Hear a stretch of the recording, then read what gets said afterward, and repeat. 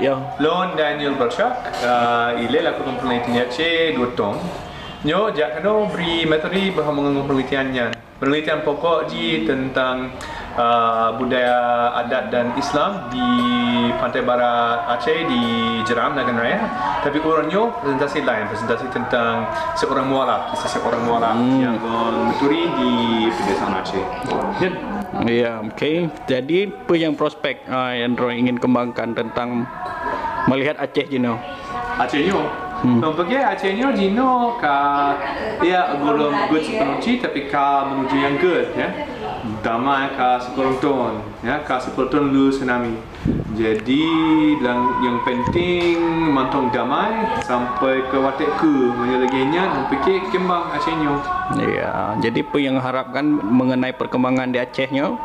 Ya, mantong damai mungkin na program ekonomi yang good bak rakyat lainnya.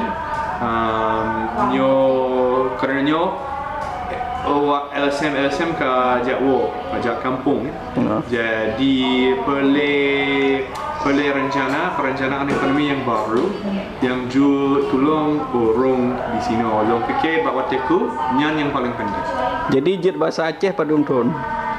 Lon Reno bahasa Aceh bak pon bak tahun 2005. 2005 lon di Medan Reno bahasa Aceh di Side.